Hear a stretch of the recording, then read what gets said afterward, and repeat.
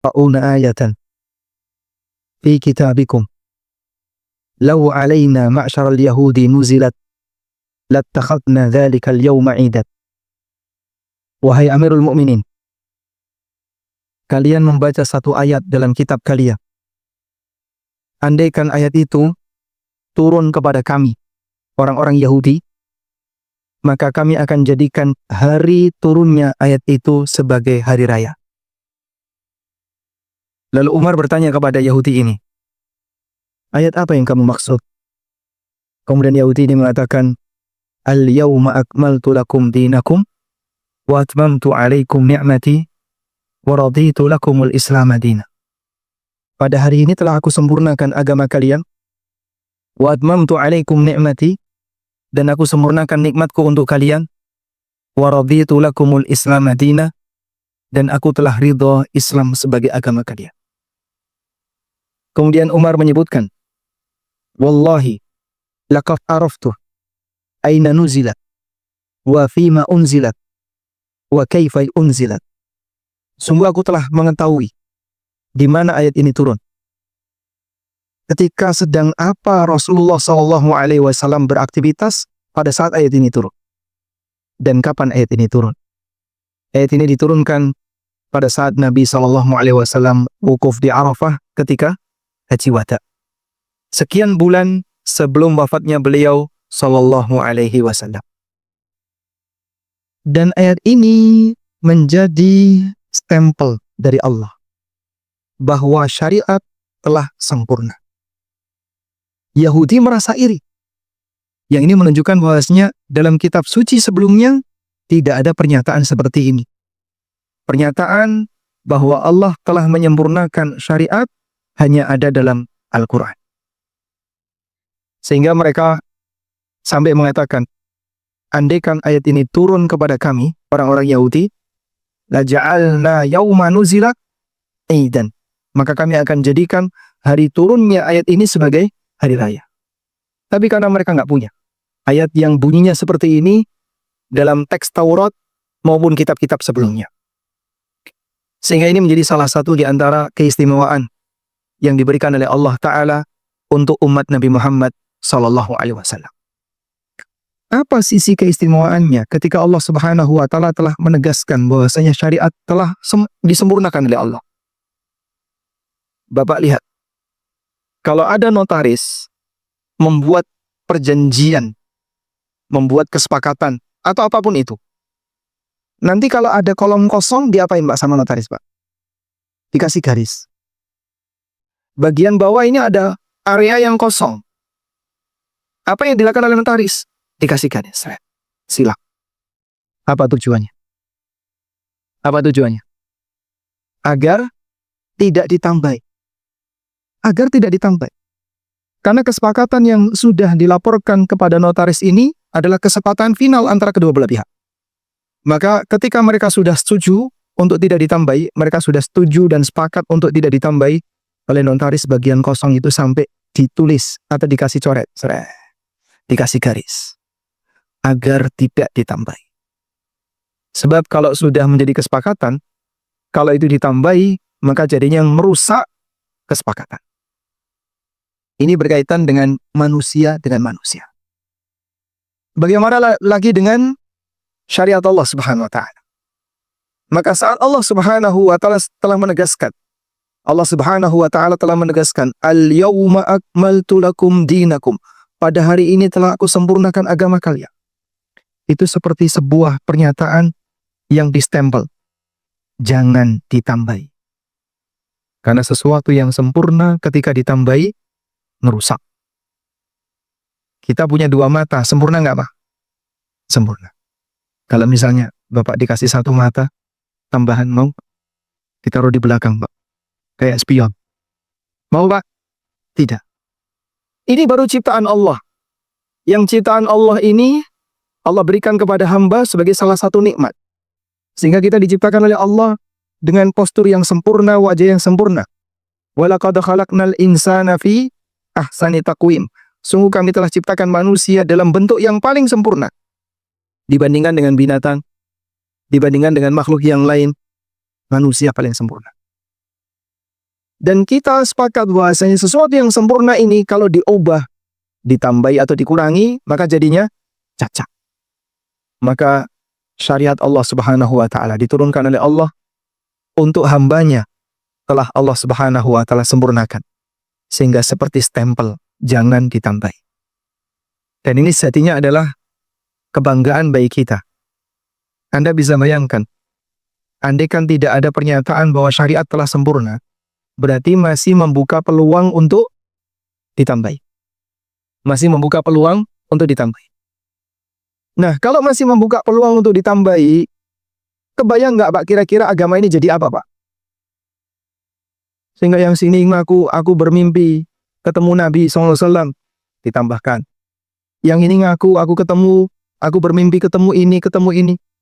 Semua orang akan kemudian punya kebebasan untuk memberikan tambahan. Karena belum ada cap sempurna. Tapi ketika kita sudah mendapatkan satu stempel, Allah Subhanahu wa taala telah menegaskan, "Al-yauma akmaltu lakum dinakum." Pada hari ini telah aku sempurnakan agama kalian, maka di saat itulah sudah tidak ada lagi peluang untuk ditambahi. Dan itu anugerah bagi kita. Maka kita jadi bisa lebih tenang. Sehingga tidak ada klaim-klaim sepihak yang dilakukan oleh orang-orang yang tidak bertanggung jawab. Kemudian dia menyatakan ini bagian dari agama, padahal itu bukan bagian dari agama. Terlebih jamaah, ketika orang sudah berani terang-terangan berdusta, selagi masih ada orang yang mau percaya, dia akan selalu menggunakan kedustaan. Nabi SAW ingatkan dalam sebuah hadis yang sahih, la ya'tiyanna 'alan nasi zamanun, la ya'tiyanna 'alan nasi sanawatun khadda'at. Sungguh akan datang di tengah umat manusia tahun-tahun penuh dengan penipuan. Yukadzabu fiha as-sadiq, wa yusaddaqu fiha al-kadhib, wa yukhawwanu fiha al-amin, wa yu'tamanu fiha al-kha'in. Kata beliau, seperti apa bentuk tahun penipuan itu? Orang yang jujur dianggap pembohong.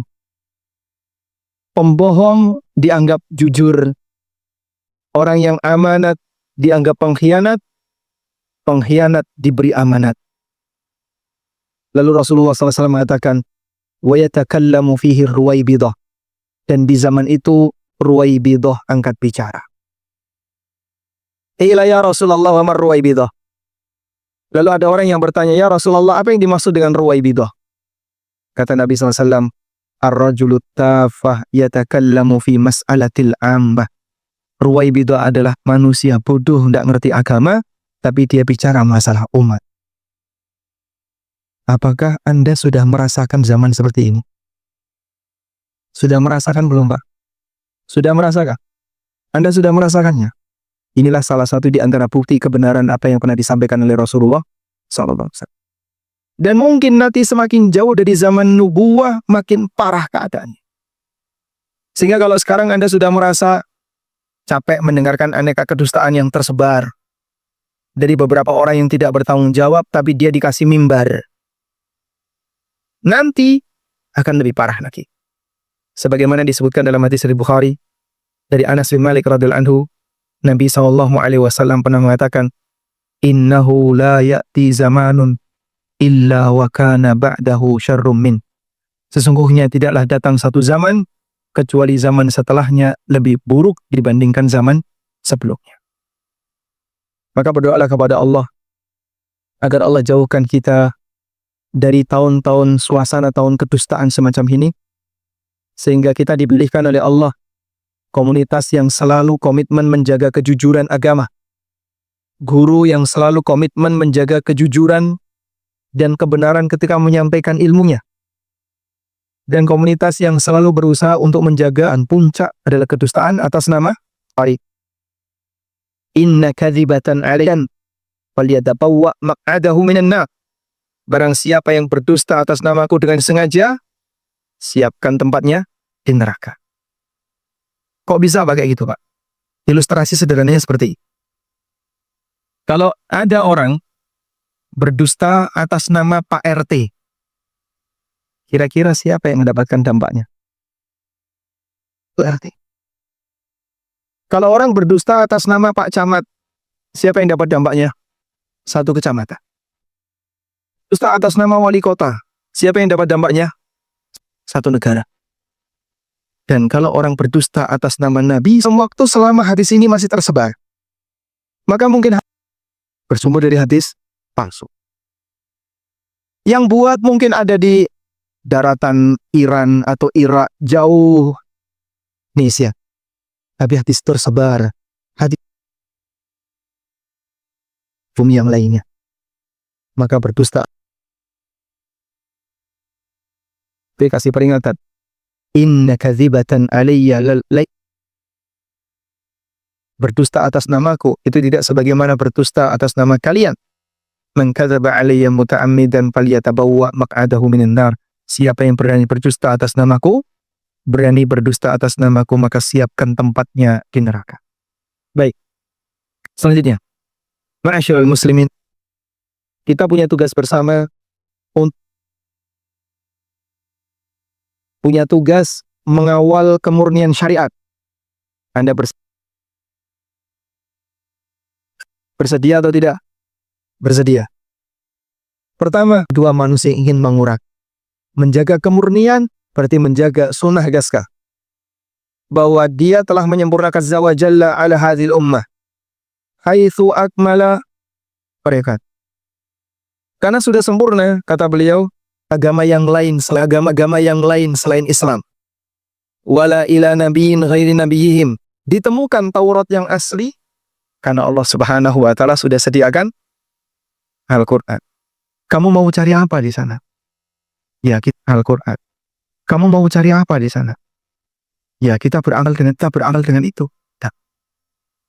Karena Al-Qur'an ini sudah final tuh. Tak. Karena Al-Qur'an ini sudah final. Udah di ujung, ini menyempurnakan yang kurang sebelumnya. Rasulullah ini kitab Taurat. Spontan Nabi SAW. Lau kana Musa hayya. Wa taraktumuni la dalaltu. Andaikan Musa itu hidup,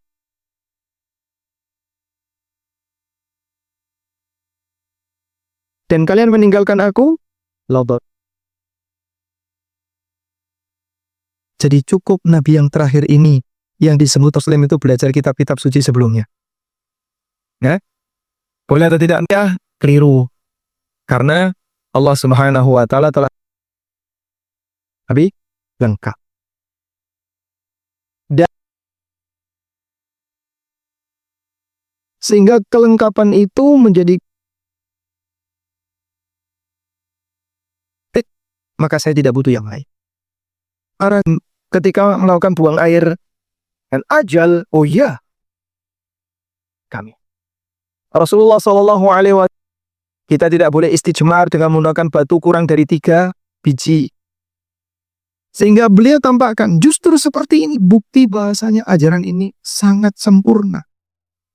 Sampai yang kecil-kecil saja diajarkan. Coba carikan agama yang lain yang memberikan penjelasan itu. Misalnya ya, maka Bapak Ibu yang dimuliakan Allah, datang di sebuah perpustakaan muslim yang isinya kitab-kitab dari berbagai macam disiplin ilmu.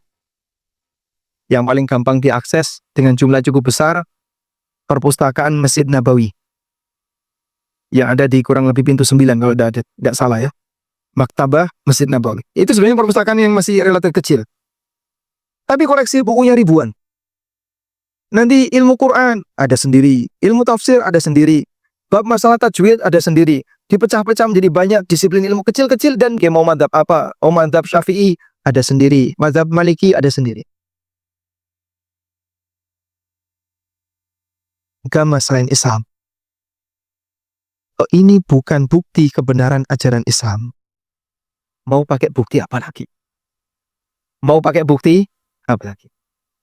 Sehingga tunjukkan agama yang lain yang punya khazanah ilmiah yang lebih komplit dari berbagai macam disiplin ilmu sebagaimana yang ada pada Islam. Mereka nggak punya. Subhanallah. Disinilah kita bisa lihat bagaimana agama yang sempurna ini memberikan panduan kepada hamba yang tidak mau belajar. Baik, dunia. Nikmat dunia untuk manusia. Nikmat dunia untuk manusia. Anda boleh tulis hadis ini. Hadis ini. Innallaha Maka Nabi Muhammad sallallahu alaihi wasallam imalah sebagai nikmat. Nikmat, maka terimalah agama ini sebagai nikmat. Karena ada sebagian orang yang nggak boleh ya Pak. Ini nggak riba, goror, resign. Saya semakin belajar kok kenyataannya semakin ini nggak boleh. Apa kok dilarang? Bukan apa-apa yang dilarang.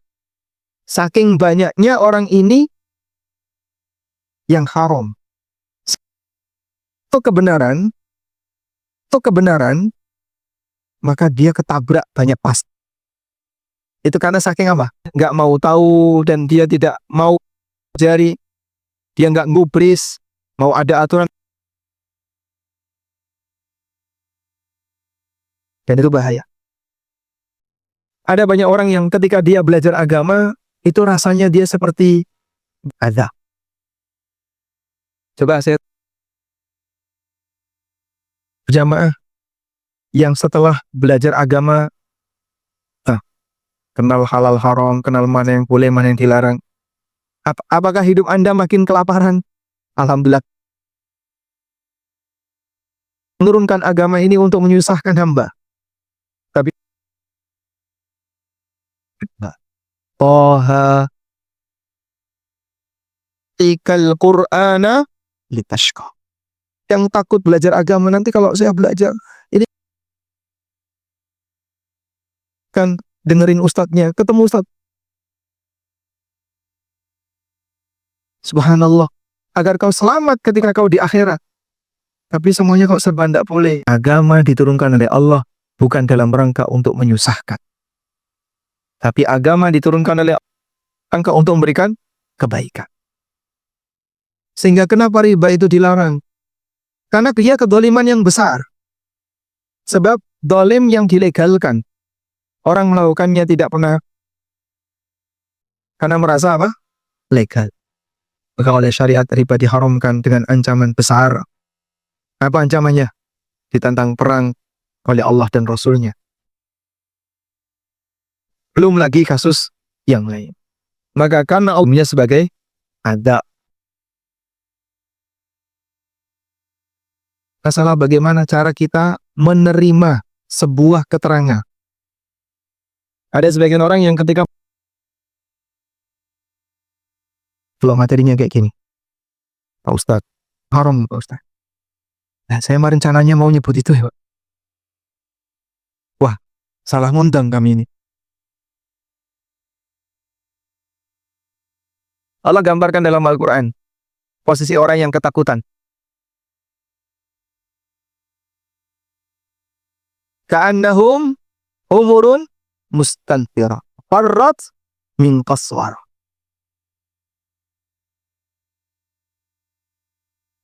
Kirah at-tazkirah artinya peringatan yang Allah.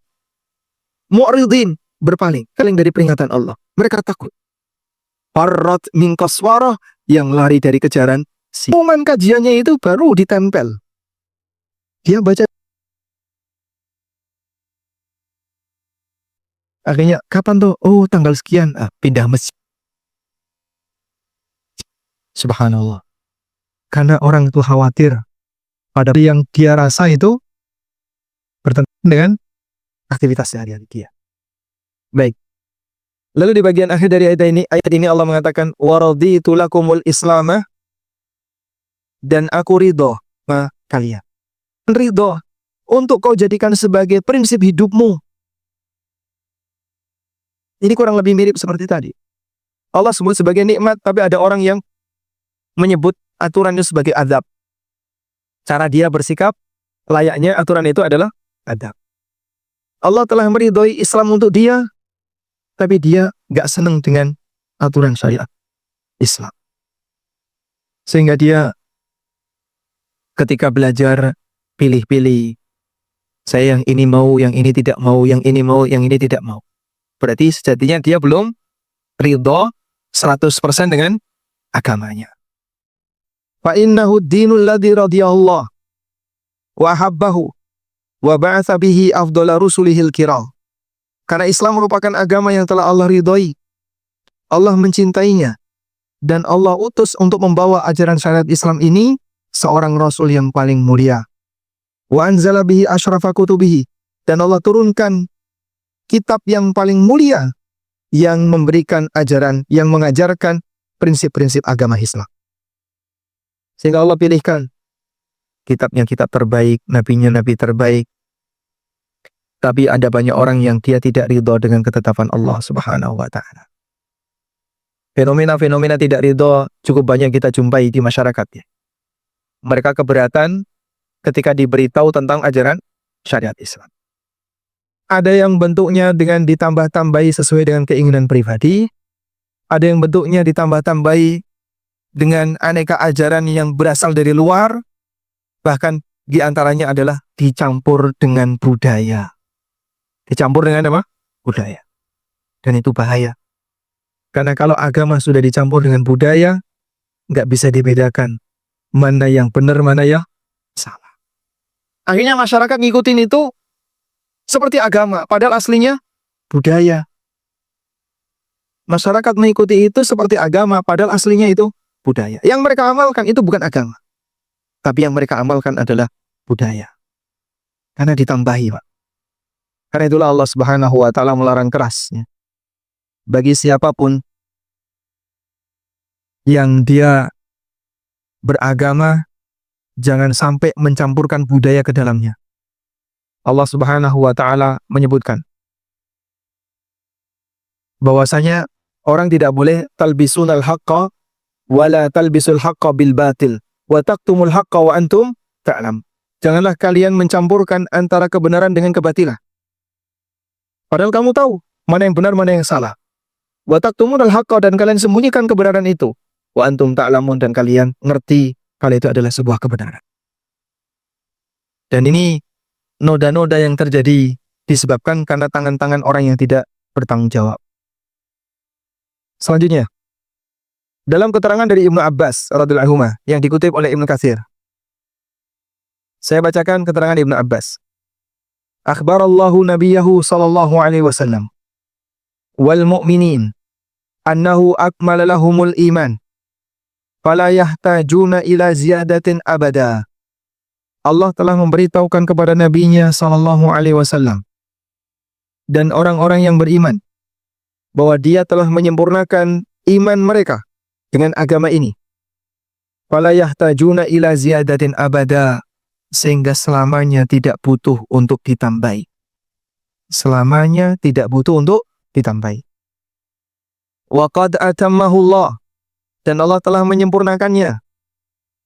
Fala yungkisuhu abada, maka Allah tidak akan pernah menguranginya selamanya. Wa qad radiyahu Allah, dan Allah telah meridhoinya. Fala yuskhituhu abada, maka Allah tidak akan memurkainya selamanya. Allah tidak akan membenci ajaran ini selamanya, karena sudah diridhoi oleh Allah Ta'ala. Maka cara kita untuk bisa mendapatkan ridho Allah adalah dengan cara amalkan syariat agama Islam sebagaimana yang diturunkan. Jaga baik-baik kemurniannya, jangan sampai disusupi dengan aneka tambahan, dan jaga baik-baik keutuhannya, jangan sampai dikurangi oleh orang-orang yang tidak bertanggung jawab. Dan tadi sudah kita sampaikan ya, bahwasanya yang mengancam kemurnian agama berasal dari dua sisi. Baik, posisi orang yang mereka mau mengurangi ajaran agama, umumnya mengajak orang untuk lebih mengedepankan akal dan logika. Umumnya mengajak mereka untuk lebih mengedepankan akal dan logika. Boleh nggak Pak, orang beragama itu pakai akal Pak? Boleh nggak beragama pakai akal? Hah? Boleh atau tidak? Nggak boleh. Kenapa nggak boleh? Lah fungsi akal apa Pak? Fungsi akal apa? Baik, perhatikan. Menjadikan akal sebagai sumber agama salah. Karena akal bukan sumber agama. Dipahami ya? Sehingga yang bermasalah ada di mana? Ketika akal dijadikan sebagai sumber dan referensi. Ini salah. Karena agama sumbernya bukan akal. Sebelum Nabi Muhammad SAW diutus, yang tinggal di tanah Arab, orang berakal atau tidak berakal? Berakal. Tapi Pak, mereka kok disebut jahiliyah? Jahiliyah karena bertentangan dengan kebenaran. Istilah ini kan datang dari Islam. Mereka adalah masyarakat jahiliyah. Abu Jahal, Amr bin Hisham, Abu Jahal kita kenal ya. Jahal itu apalnya? Sebelum Islam datang, dia itu gelarnya Abul Hakam. Manusia jenius. Manusia jenius. Karena dia yang dianggap bisa menyelesaikan banyak kasus dengan bijak. Tapi karena permusuhan yang demikian besar kepada Rasulullah SAW dan kaum muslimin, sehingga dia menjadi manusia paling bodoh. Kebenaran nyata di depan muka, tapi dia menolaknya. Wallahu a'lam. Baik, karena sudah datang waktu Isya, kita akan salat Isya terlebih dahulu. Ta'ziman limajidih wa ashhadu anna Muhammadan abduhu wa rasuluh salawatu rabbi wa salamu alaihi wa ala alihi wa ashabih jihi wa stanna bisunnatih ila yaumil qiyamah. Tadi kita telah menyebutkan akal dijadikan sebagai sumber, bisa dipastikan akan terjadi penyimpangan. Karena itulah, dulu salah satu di antara alasan yang dialami oleh orang musyrikin, kenapa mereka tidak mau masuk Islam? Pertama, karena alasan budaya. Sehingga Nabi Muhammad SAW dianggap melawan leluhur. Wa idza qila lahum ittabi'u ma anzalallah qalu bal nattabi'u ma alaihi aba'ana. Apabila dikatakan kepada mereka, mereka mengatakan, kami mengikuti apa yang kami jumpai dari ajaran aba'ana, leluhur-leluhur kami. Dan ajaran leluhur itu bahasa lainnya adalah budaya. Yang kedua, mereka menolak karena alasan logika. Sehingga mereka menganggap bahasanya apa yang disampaikan oleh Nabi Muhammad tidak sejalan dengan logika mereka. Makanya saat masuk Islam, Khalid bin Walid radhiyallahu anhu. Khalid telat masuk Islam dan beliau baru masuk Islam di tahun 8 Hijriah setelah perjanjian Hudaybiyah. Ketika beliau masuk Islam, ada orang yang tanya kepada Khalid, "Aina kana akluka ya Khalid?" Di mana akalmu? Kapan baru masuk Islam? Am tara nuran nubuwati baina dhahranikum mundu 20 sanatan. Kenapa kau tidak bisa melihat cahaya kenabian yang ada di hadapanmu selama puluhan tahun? Jadi sejak Nabi SAW berdakwah sampai kemudian 13 tahun beliau di Mekah, lalu beliau hijrah 10 tahun. Kenapa kau tidak mau ikuti dakwah Nabi SAW? Apa jawab Khalid bin Walid? Beliau mengatakan, Kana amamana rijalun kunna nara ahlamuhum kal jibal.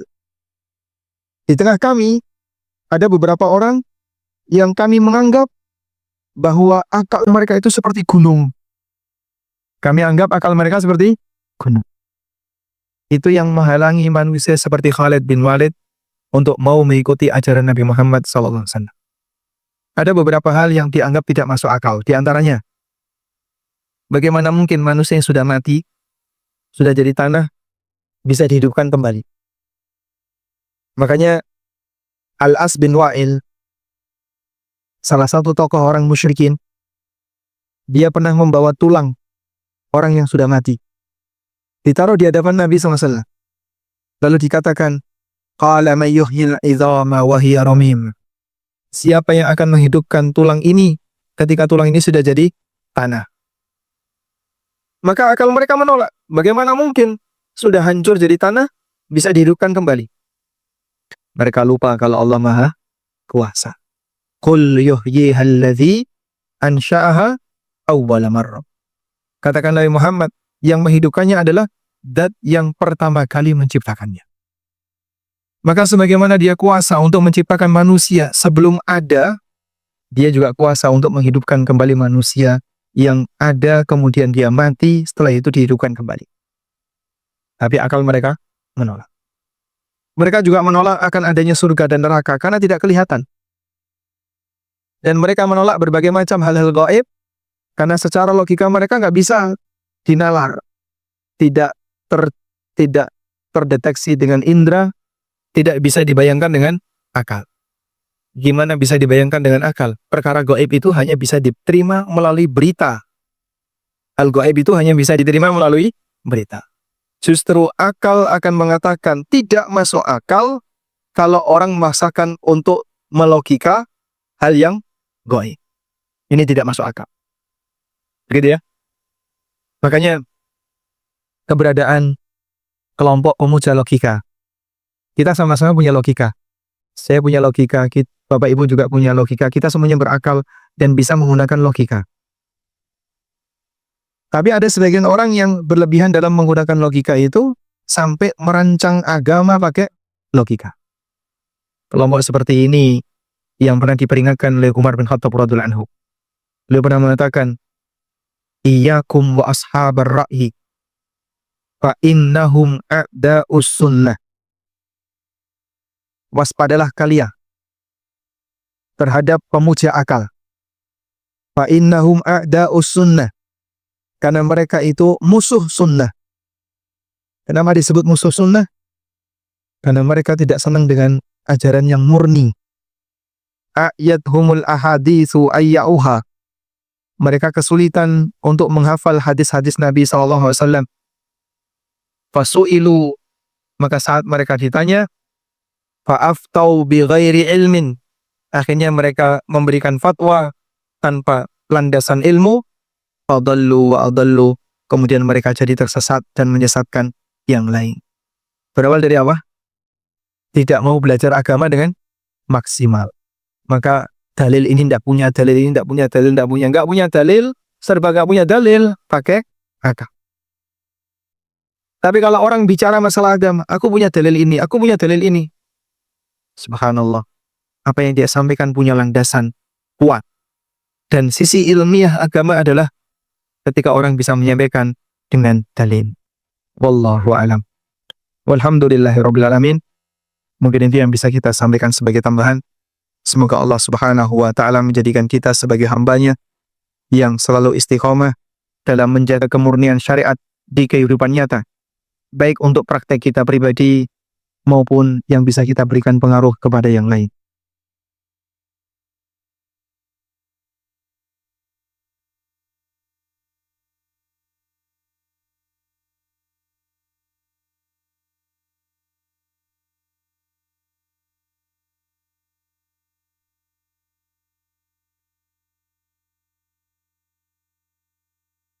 Ada seorang ustadz dari saudara sebelah mengatakan bahwa setan diciptakan dari energi. Mengambil dalil surat Yasin ayat 80. Coba kita menuju surat Yasin ayat 80. Surat Yasin ayat 80.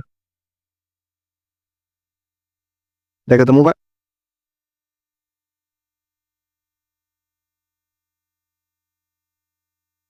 Allah berfirman di surat Yasin ayat kum minasyajaril akhdari nara fa idza antum minhu,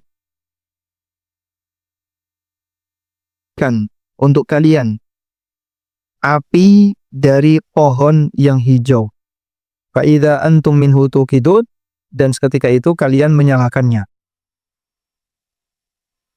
Baik. Ada nggak hubungannya ini dengan penciptaan setan? Apakah pernyataan ini termasuk muhdath? Setan jika yang dimaksud setan di sini adalah jin, Allah telah tegaskan dalam Al-Quran, wa khalaqal janna mim marijin min nar. Dan Allah menciptakan jin dari marijin min nar. Marijin min nar, marij itu lidah api. Lidah api. Bapaknya lidah api, ujungnya api. Allah mengatakan, wa khalaqal janna mim marijin min nar. Dan kami ciptakan jin dari lidahnya api. Ini kalau yang disebutkan dengan teks dalil. Sehingga kalau yang dimaksud setan di sini adalah jin, ya tidak usah jauh-jauh untuk nyari dalil yang mungkin tidak ada hubungannya. Cukup gunakan yang ada di surat Ar-Rahman. Allah menegaskan wa khalaqal janna min marijin min nar. Itu sudah merupakan dalil tegas dari mana asal usul jin diciptakan. Wallahu a'lam. Bolehkah berdoa ketika sujud dengan bahasa Indonesia, tapi hanya dalam hati, tidak diucapkan? Bolehkah dalam sholat apa?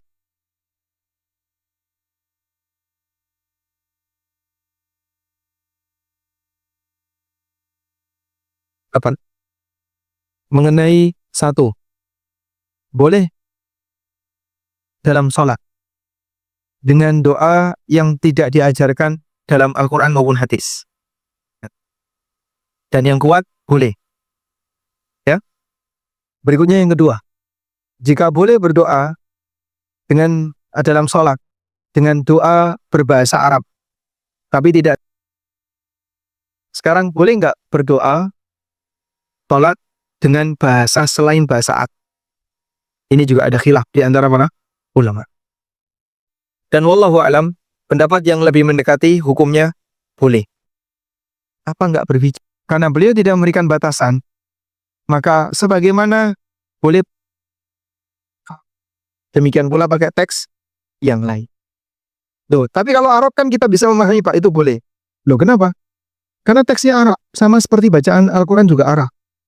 Ya ini kalau orangnya orang Arab. Bungkus Sarimi ada tulisan Arab. Boleh nggak dibaca ketika sholat? Hah? Nggak boleh. Kenapa? Sama dengan berbicara ketika sholat. Sehingga bukan masalah teksnya. Karena orang Arab pun kalau sholat ngomong pakai bahasa Arab juga nggak boleh. Paham ya? Orang Arab sekalipun sholat dan dia ngomong pakai bahasa Arab, boleh nggak? Nah. Sehingga dia boleh berdoa minta kepada Allah dengan permohonan apapun. Kalau pakai bahasa Arab boleh, berarti pakai bahasa yang lain juga boleh. Wallahu a'lam. Selanjutnya, bolehkah berdoa setiap dapat 2 rakaat salam? Silahkan. Waktu mustajab adalah sepertiga malam yang terakhir. Maka Anda bisa memperbanyak doa kepada Allah di sepertiga malam yang terakhir, sehingga dapat 2 rakaat salam, berdoa, dapat 2 rakaat salam, berdoa lagi, dan demikian seterusnya. Wallahu a'lam.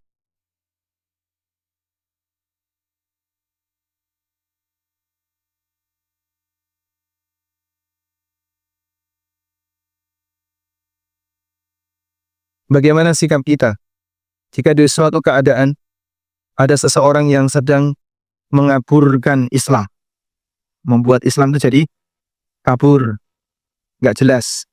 Lalu ketika diberikan bantahan dengan dalil sesuai Al-Quran dan hadis, kita malah dicap kaum tekstual. Kalaupun Anda dicap seperti itu, ini juga pernah diberikan kepada Nabi Nuh dan umatnya. Coba Anda buka firman Allah Subhanahu wa taala, bagaimana ucapan yang diberikan oleh umatnya Nabi Nuh, orang-orang kafir. Di surat Hud ayat 27. Surat Hud ayat 27. Faqala al-mala'u alladzina kafaru min qaumihi. Berkatalah para pemuka di kalangan orang kafir, min qaumihi, dari kaumnya Nabi Nuh, ma naraka lasyaram mithlana. Wahai Nuh, kami anggap kamu adalah manusia seperti kami. Wa ma naraka taba'aka illa alladhina hum aradhiluna badiyar ra'yi. Dan menurut kami, orang-orang yang mengikuti kamu itu badiyar ra'yi, kaum tekstual. Badiyar ra'yi artinya akalnya mudah percaya. Bahasa lainnya, apa yang disampaikan Nabi Nuh langsung diterima apa adanya. Itu disebut dengan badiyar ra'yi. Yang disebutkan oleh Al-Hafidh Ibnu Katsir, makna badiyar ra'yi ay ma ra'ayna lakum alaina fadilatun fi khalqin wala khuluqin wala rijalin. Kami melihat bahasanya kau tidak punya kelebihan apapun. Dan mereka haula'il ladzina tabauka, orang-orang yang mengikutimu, lam yakun antarawin minhum wala fikratin wala nazar, bal bimujarrati ma da'autahum ajabuka fattaba'u. Orang-orang yang mengikutimu itu mikirnya nggak jauh. Setiap kali kau ngomong apa, langsung mereka ikuti. Itu bahasa lainnya apa? Kaum tekstual. Jadi kalau Anda disampaikan pernyataan yang sama, Anda perlu pahami mirip seperti orang kafir di zaman Nabi Nuh ketika mereka memberikan komentar kepada pengikutnya Nabi Nuh yang diselamatkan di atas kapal. Dan yang komentar kaum tekstual tadi tenggelam dalam banjir. Tapi Pak, sekarang kan tidak ada banjir. Ya bukan berarti kemudian kondisinya sama. Tapi tenggelam dalam kesesatan itu bahaya. Dan salah satu alasan untuk mempertahankan diri ketika orang itu dikritik dengan dalil, mereka menilai yang menggunakan dalil ini kaum tekstual. Bersabarlah wahai kaum tekstual, karena kaum tekstual akan selamat bersama dengan Nabi Nuh alaihissalam.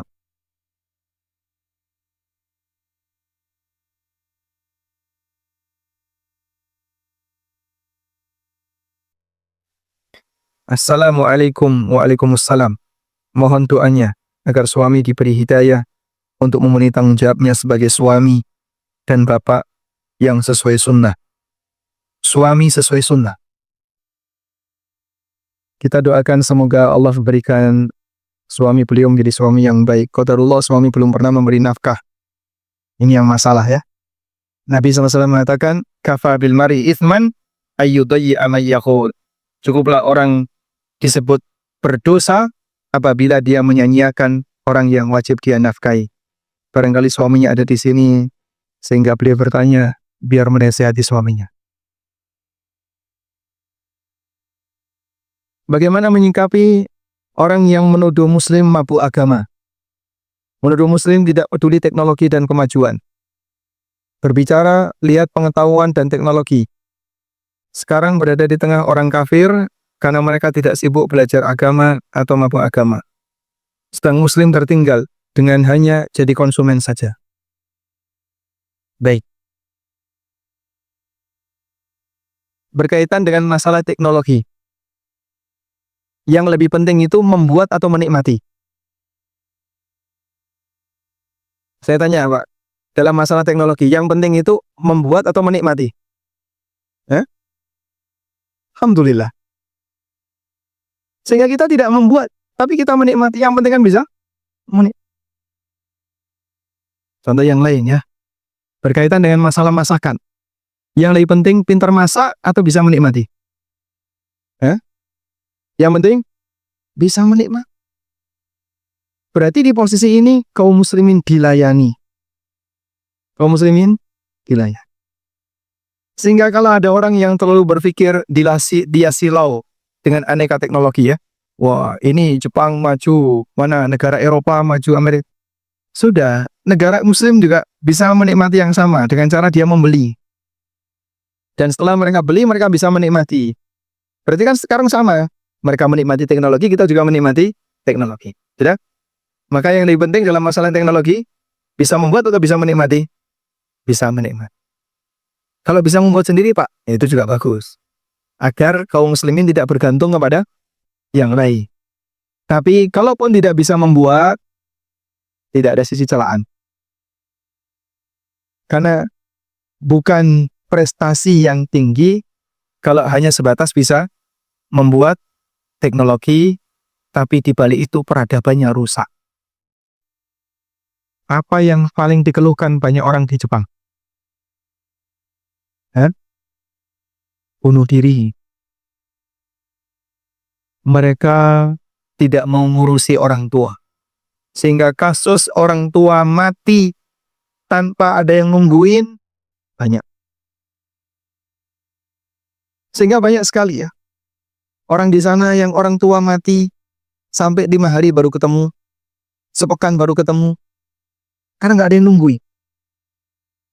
Betapa sakitnya orang tua yang ada di sana. Sampai mereka itu takut, daripada nanti saya jadi orang seperti itu, mending menghabisi diri sebelum waktunya. Akhirnya ada yang bunuh diri di usia 60 tahun, di usia 70 tahun. Karena dia takut, nanti kalau sudah nggak bisa apa-apa, mati pelan-pelan itu lebih menyakitkan daripada mati dengan cara bunuh diri. Itukah yang disebut dengan peradaban negara teknologi?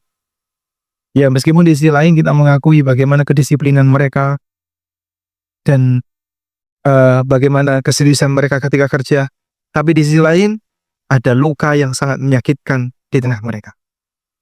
Karena mereka tidak punya konsep berbakti kepada orang tua, yang itu dimiliki oleh kaum muslimin. Wallahu a'lam.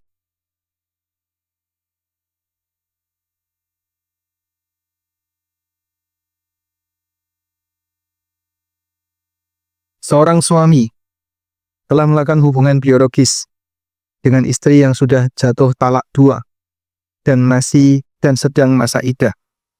Saya mengambil pendapat Imam Asy-Syafi'i soal rujuk talak 2 hanya sah rujuknya jika dengan perkataan yang tegas dan jelas, bukan dengan hubungan badan. Apakah diperbolehkan mengambil pendapat tersebut dan bukan berarti telah rujuk? Baik, memang ulama beda pendapat. Apabila wanita dalam posisi menjalani masa iddah karena talak, kemudian suami melakukan hubungan badan di masa iddah, apakah itu dinilai otomatis rujuk ataukah belum rujuk? Dan wallahu alam, saya sendiri mengambil pendapat otomatis rujuk. Walaupun dengan menghormati pendapat yang mengatakan tidak otomatis rujuk. Karena yang namanya rujuk itu bisa bil qaul dan bisa bil af'al. Yang kata kuncinya adalah jika dia mau menjadikan wanita ini kembali lagi sebagai istrinya, berarti itu rujuk. Dan hubungan badan lebih kuat daripada ucapan. Seorang lelaki mengatakan, aku mencintai kamu, misalnya, kepada istrinya. Tapi gak dikasih apa-apa. Dengan dia tidak mengucapkan apapun, tapi dia melakukan hubungan badan. Mana yang lebih kuat pengaruhnya? Yang kedua. Maka, walaupun dia tidak ngomong rujuk, tapi ketika dia melakukan hubungan badan, maka ini otomatis rujuk. Wallahu a'lam. Walhamdulillahirabbil alamin. Demikian yang bisa kita sampaikan. Semoga apa yang kita bahas ini bermanfaat. Allahumma anfa'na bima 'allamtana wa 'allimna ma yanfa'una warzuqna ilma. Wa sallallahu ala nabiyyina Muhammadin wa ala alihi wa sahbihi wa sallam. Wa akhiru da'wana alhamdulillahi rabbil alamin. Wassalamu alaikum.